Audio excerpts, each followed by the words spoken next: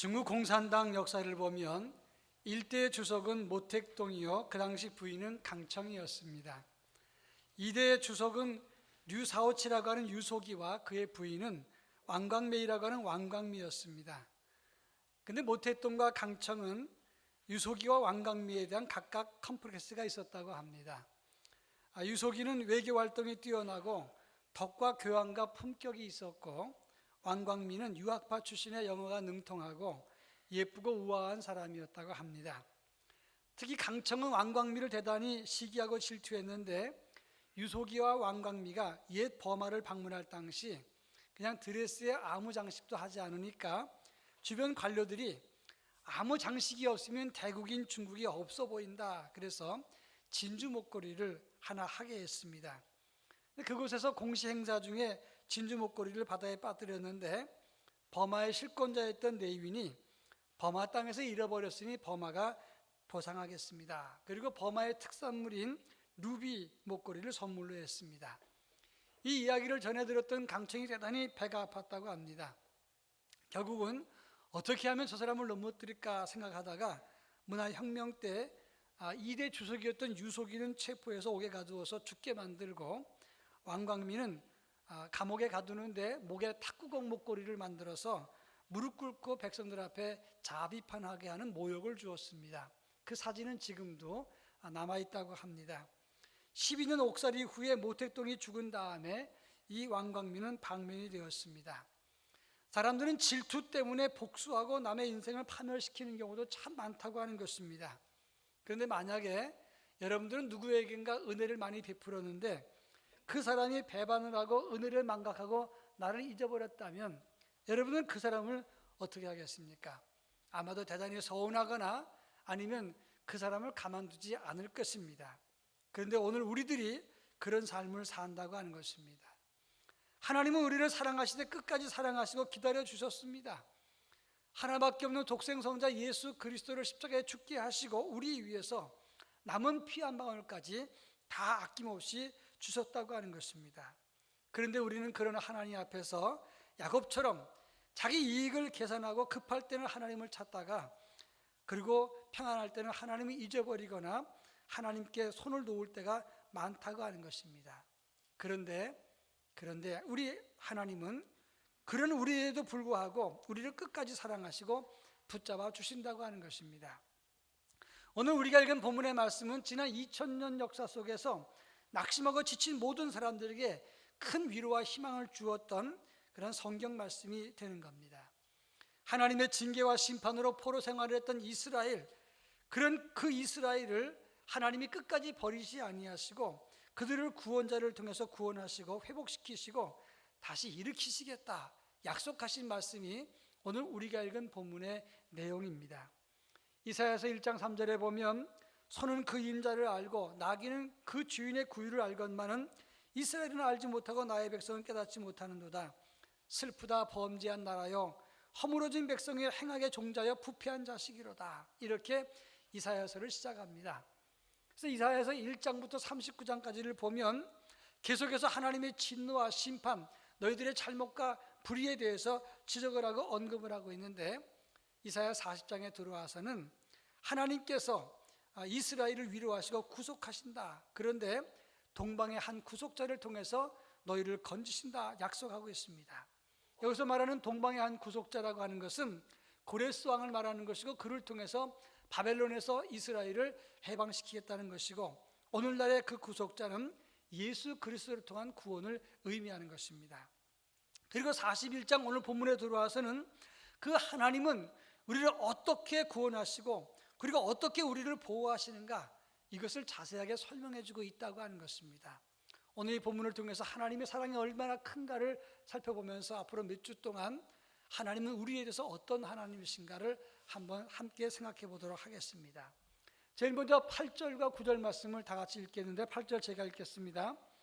그러나 나의 종 너 이스라엘아, 내가 택한 야곱아, 나의 벗 아브라함의 자손아, 내가 땅 끝에서부터 너를 붙들며 땅 모퉁이에서부터 너를 부르고 내게 이르기를 너는 나의 종이라, 내가 너를 택하고 싫어하여 버리지 아니하였다 하였노라.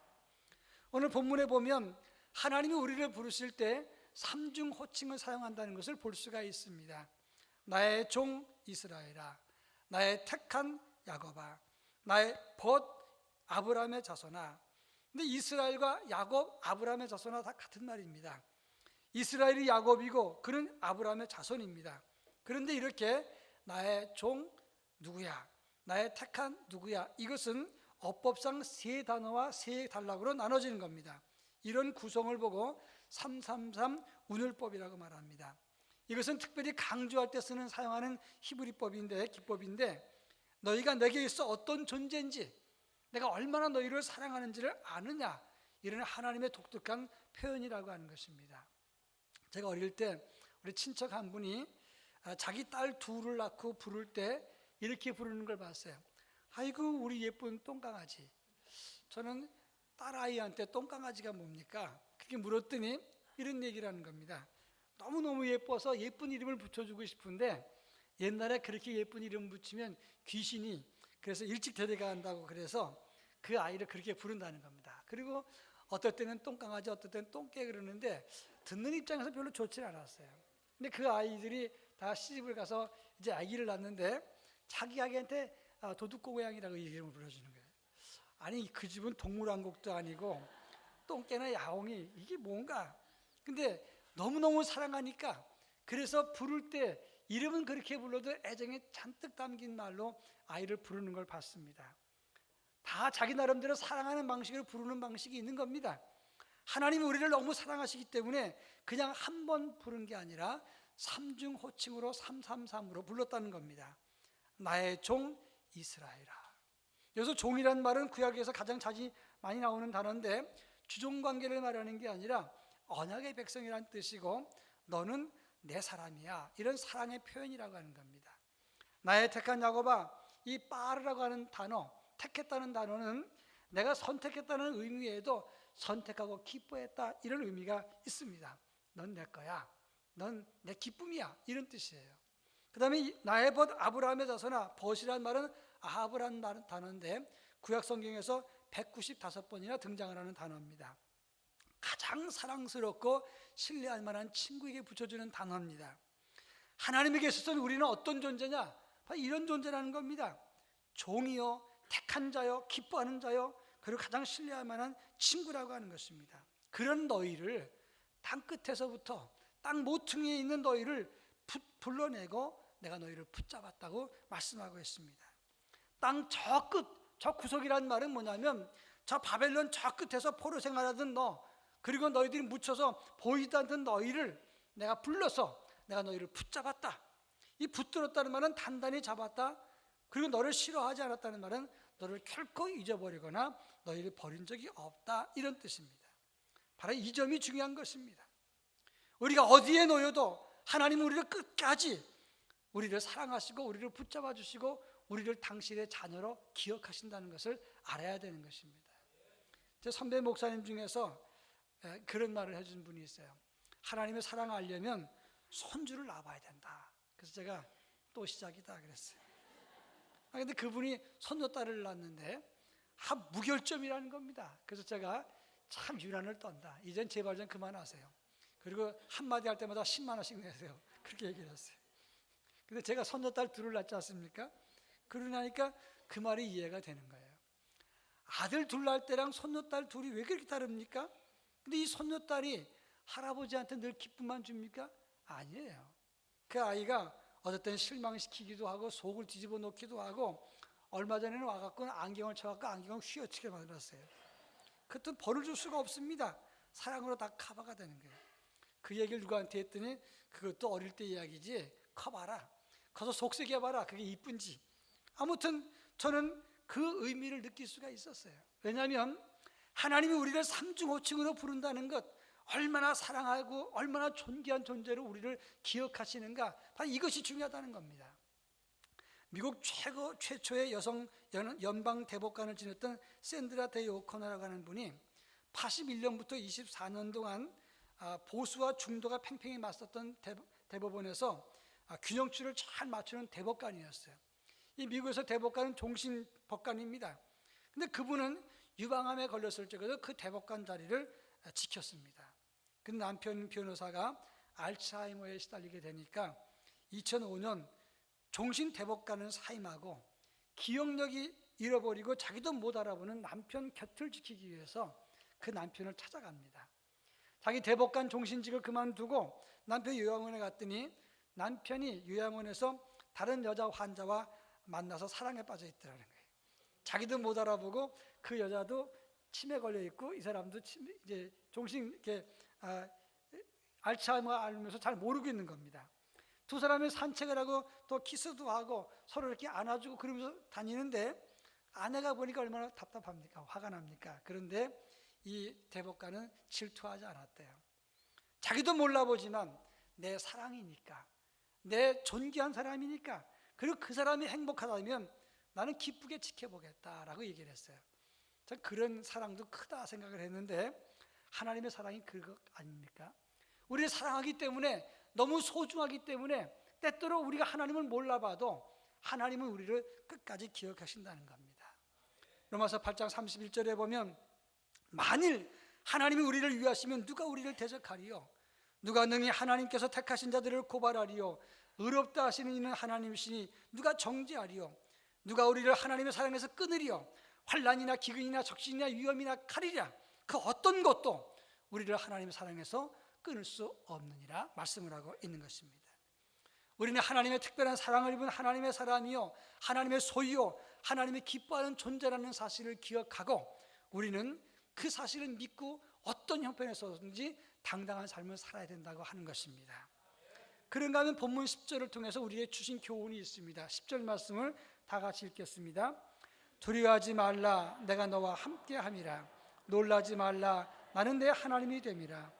내가 너를 굳세게 하리라. 참으로 너를 도와주리라. 참으로 나의 의로운 오른손으로 너를 붙들리라. 아멘. 오늘 본문에 보면 8절에서는 삼중호칭을 썼습니다. 나의 벗 아브라함의 자손아, 나의 종 이스라엘아, 나의 택한 야곱아, 삼중호칭을 썼는데 오늘 10절에서는 삼중보호를 언약하고 있는 것을 볼 수가 있습니다. 이것을 삼삼운율이라고 합니다. 두려워하지 말라, 놀라지 말라, 굳세게 하리라. 이것은 세 가지 위로의 약속이고 다시 굳세게 하리라, 도와주리라, 너를 붙들리라. 이것은 삼중보호를 의미하는 것입니다. 하나님의 삼중호칭으로 우리를 부르시더니 이젠 삼중 약속을 하고 있습니다. 굳세게 하리라, 내가 너를 강하게 한단 말이에요. 내가 도와주리라, 아자르라고 하는 단어인데 이 말은 위험에 처한 내 백성을 여러 겹으로 주변을 에워싼다 이런 뜻이에요. 붙들리라, 하자크란 단어인데 이 말은 원수의 압제와 고통에서 건져내서 아주 단단히 붙잡는다 이런 약속의 말씀이 되는 것입니다. 하나님은 우리를 3번 부르시고 그리고 삼중 보호를 약속하셨습니다. 시편 23편 4절에 보면 내가 사망의 음침한 골짜기로 다닐지라도 해를 두려워하지 않을 것은 주께서 나와 함께 하심이라. 주의 지팡이와 막대기가 나를 안위하시나이다 말씀을 했습니다. 사도행전 12장에 보면 이제 야고보의 순교 후에 헤롯 왕은 베드로를 체포해서 죽이려고 합니다. 유대인들이 좋아하는 걸 보고 베드로까지 죽이면 정치적으로 득이 되게 됐다 생각을 하고, 그런데 마침 그때가 무교절이에요. 유월절 때는 사람을 처형하지 않습니다. 감옥에 넣어두는데 베드로를 착고를 채웁니다. 두 군인 틈 사이에 눕게 하고 두 쇠사슬로 양쪽을 묶었습니다. 군인 4명씩 그리고 4패에 맡겨서 24시간 감시합니다. 감옥문, 첫째 파수, 둘째 파수, 그리고 시내로 통하는 쇠문, 문만 4중문입니다. 그리고 파수까지 계산을 하면 6중겹으로 그를 감시하고 가둬놨습니다. 그런데 하나님이 어떻게 하십니까? 그걸 뚫고 들어가서 다 풀고 거기서 나오게 하십니다. 이것이 하나님의 보호요, 하나님의 붙잡으심이라 이런 말입니다. 일본 교토교회에 다니면다가 돌아가셨던 전영복 목사님이라는 분이 계세요. 이분은 일본인입니다. 오다 씨인데 우리나라 이름으로 전씨로 이름을 개명하고 한국 귀화하고 제1대한기독교회 목사가 됩니다.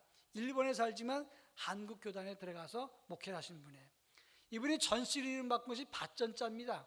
이 밭전자는 뭐냐면 입구에 십자가를 물었다, 그런 의미에서 밭전자로 바꾼 거예요. 나는 예수만 증거하겠다, 그런 뜻이었어요. 이분이 목사가 된 이유가 있습니다. 중학교 때 사고를 많이 쳤어요. 그때 전쟁 때 있는데, 그래도 남의 집에서 닭살이라고 친구들과 산에 가서 닭을 잡아먹는데 양이 안 차는 거예요. 그래서 한 번은 닭장에 통째로 불을 질러놓고 통째로 다 그냥 그걸 갖다 먹자 해가지고 불을 질렀습니다. 불 놓고 난 다음에 다 타죽게 한 다음에 검게 그을린 닭을 들추는데 어떤 어미 닭을 들추니까 병아리가 거기서 다 나오는 거예요. 병아리를 품고 죽었어요. 그걸 딱 보는 순간에 그 닭을 먹을 수가 없더라는 겁니다. 근데 그것이 잔상이 지워지지 않은 거예요. 근데 어느 날 하나님의 음성을 들었는데 내가 너희를 이렇게 보호했다는 음성을 듣게 되고 너무 충격을 받고 목사가 됩니다. 그리고 주님 나를 위해서 십자가에 죽으시면서 이 닭이 어미 닭이 병아리를 품고 다 죽었던 것처럼 우리 주님이 그렇게 죽으셨지, 그것을 늘 일생 동안 가슴에 품었다는 겁니다. 이사야 40장 11절에 보면 그는 목자같이 양떼를 먹이시며 어린 양은 그 팔로 모아 품에 안으시며 젖먹이는 암컷들을 온순히 인도하시리로다. 그는 하나님이십니다. 그는 우리의 구원자이신 그리스도를 상징하는 것입니다. 그 하나님은, 그 주님은 풍랑이는 바다 유라굴로 광풍에서 바울을 지켰습니다. 십박과 시련이 극심했던 고린도에 나타나셔서 두려워하지 마라. 내가 너와 함께 있으며 어떤 사람도 너를 대적하여 해롭게 할 자가 없을 것이니 이 성중에 내 백성이 많음이니라 말씀하셨습니다. 그 하나님은 지금도, 그 예수님은 지금도 우리를 보호하고 계시고 정확하게, 그리고 불꽃 같은 눈으로 우리를 지켜보시면서 우리를 붙잡고 계신다는 사실을 믿으시기를 바랍니다. 저는 어릴 때 좀 마음이 허약했던 것 같습니다.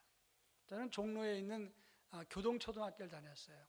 그래서 사대문 안에 종로에 있으니까 고궁에 소풍을 갈 때마다 갑니다. 근데 어머니가 항상 따라왔어요.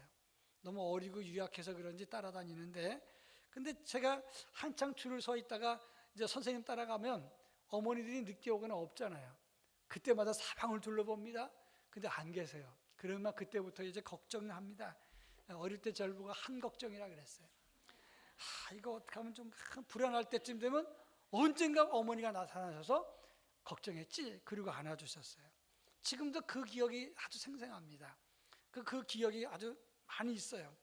그때마다 신기한 게 뭐냐면 내가 불안할 즈음에 꼭 나타나셔서 도시락도 주시고 제 손을 붙잡아 줬어요. 제가 커서 느끼는 게 뭐냐면 하나님도 그러시지 않겠는가 생각을 했어요. 여러분, 아무리 운동장에 아이들이 많아도 내 아이 먼저 눈에 띄지 않습니까? 안 띄면 그건 부모가 잘못인 거예요. 내 아이가 밖에서 놀고 있는데 놀이터에서 내 아이 음성이 먼저 들리면 그건 제 부모가 되는 거예요. 그런데 안 들리면 안 되는 거 아닙니까? 하나님은 아무리 사람이 많아도 자기 자녀를, 자기가 사랑하는 사람을 알고 찾아오신다고 하는 것입니다. 그리고 우리를 살피시되 우리를 붙잡고 우리를 굳건하게 보호하시고 지켜주십니다. 왜냐하면 우리는 그의 자녀이기 때문에 그렇고 그의 사랑을 받은 존재이기 때문에 그런 것입니다. 이 사실을 믿으시기를 축원합니다. 마지막 세 번째 11절부터 13절까지를 한 절씩 읽겠습니다. 11절, 보라, 내게 노하던 자들이 수치와 욕을 당할 것이요 너와 다투는 자들이 아무것도 아닌 것 같이 될 것이며 멸망할 것이라. 내가 찾아와도 너와 싸우던 자들을 만나지 못할 것이요 너를 치던 자들은 아무것도 아닌 것 같고 허무한 것 같이 되리니. 다 같이, 이는 나 여호와 너의 하나님이 내 오른손을 붙들고 내게 이르기를 두려워하지 말라. 내가 너를 도우리라 할 것임이라. 아멘. 이스라엘은 지금 저 땅 모퉁이, 땅 끝, 저 바벨론의 어떤 구석에서 처박혀서 노예처럼 살고 있습니다. 그들은 스스로 자기를 구원할 수가 없어요. 자력으로는 이 바벨론의 엄청난 군대와 힘과 권력을 이길 수가 없습니다. 그런데 하나님이 뭐라고 말씀하십니까? 내가 너를 대신해서 싸우리라 말씀하셨어요. 오늘 11절에 보면 노하던 자들, 다투던 자들, 12절에 싸우던 자들, 너를 치는 자들이라는 단어가 등장하는데 이 단어는 다 전투적인 용어입니다. 노하던 자들은 고통을 주던 자들이라 이런 말이에요. 다투던 자들, 법정에서 싸웠다는 뜻입니다. 싸우던 자들, 이건 창과 칼 갖고 전투했다는 뜻이에요. 치던 자들은 직접 공격했다는 뜻입니다. 그러니까 이 단어를 가만히 보면 노하고 다투고 싸우고 치다, 이 말은 점점 강하게 점진적으로 세게 전투적인 공격을 했다는 말입니다. 이스라엘은 이렇게 점진적으로 강해 찾아오는 공격을 막을 기력이 없었어요. 근데 하나님이 그들을 대신 싸우셔서 11절에 보니까 그들이 수치와 용을 당할 것이다 그랬습니다. 그들을 다 무너뜨리고 수치와 부끄러움을 당하게 할 것이다. 12절에 보면 너와 다투는 자들을 만나지 못할 것이고 아무것도 아닌 것처럼 될 것이다 그랬어요. 아무것도 아닌 것이 된다, 이건 보이지 않는다는 뜻이에요. 그들이 그 강력한 힘을 가지고 시비하고 싸움을 걸고 그러면 근심이 됩니다. 이길 재간이 없습니다. 더 위축됩니다. 더 낙심합니다. 근데 하나님이 싸우셔서 그들을 무너뜨리고 그들의 수치와 욕이 되게 하시고, 그리고 너와 싸우던 자를 찾을 수 없을 것이다. 이게 얼마나 은혜가 되는지 모릅니다. 근심 걱정거리 다 보이지도 않게 할 것이다 말씀하고 있는 거예요. 열왕기하서 7장에 보면 아람 나라 군대가 사마리아 성을 에워쌌습니다. 그리고 성 안이 굶주렸습니다. 그런데 하나님이 역사하시니까 이 아람 나라 군대가 잠을 자는데 병거와 말과 큰 군대 소리를 들었습니다. 야, 이거 이스라엘 사람 왕이 해쪽 속의 군대와 애굽 군대를 데려다가 우리를 죽게 만드는구나. 도망가자. 그리고 다 도망가 버리고 말았어요. 지내나가 보니까 문둥병자들이 가서 보니까 진을 했는데 한 사람도 보이지 않습니다. 바로 이것을 의미하는 겁니다. 열왕기하서 19장 6절에 보면 아수르의 산헤립이 18만 5천 명을 데리고 왔습니다. 하나님을 모독하고 히스기야 왕을 모독했습니다. 히스기야가 눈물을 흘리면서 가슴을 찢습니다. 하나님 어찌합니까? 저자들이, 저 산헤립이 우리를 모독하고 하나님을 모독합니다. 근데 하나님이 뭐라고 말씀하십니까? 히스기야야, 그가 모독하는 말 때문에 두려워하지 말라. 내가 너를 지켜줄 것이다. 그리고 그날 밤에 18만 5천 명의 군대를 다 전멸시켜버리고 말았어요. 한 사람도 다 산자가 없었습니다. 이것이 하나님의 방법이고 하나님의 약속의 말씀인 것입니다. 오늘 10절 말씀을 제가 한번 읽겠습니다. 10절, 두려워하지 말라, 이게 시작입니다. 13절에 보면 두려워하지 말라, 내가 너를 도우리라 할 것임이라. 하나님이 어떻게 우리를 도우시는가? 10절부터 13절까지 말씀 보면 시작이 두려워 말라고, 13절의 끝도 두려워하지 말랍니다. 이걸 수미상관법이라 그래요. 머리와 끝이 서로 동일하게 상관됐다, 이런 뜻인데 하나님은 우리에게 말씀하십니다. 너희가 어떤 일을 만날지라도 내가 너를 지키고 있는 한 너희는 두려워하지 말라 라고 말씀하고 있는 거예요. 영국의 작가였던 필립 얀 씨가 런던에 사는 노인들을 대상으로 설문조사를 했다고 합니다. 당신들이 인생 살면서 가장 행복했던 시기가 언제냐 그랬더니 그중 그 노인 중에서 일부분이, 꽤 많은 숫자가 런던 대공습 때입니다라고 대답을 하더래요. 1940년부터 41년까지 히틀러가 영국 런던을 공습을 합니다. 엄청난 이 폭탄을 투하하는데 그때 수많은 사람들이 죽고 런던 시내가 잿더미가 돼버렸어요. 그런데 그 돌이켜보니까 그 공포의 순간이 하나님이 가장 가까이 계셨던 것을 발견했던 순간이었기 때문에, 그래서 그때가 가장 행복했던 시기라고 대답을 한 겁니다. 여러분, 지금 위기의 순간입니까? 지금 지쳐 있습니까? 지금 불안하십니까?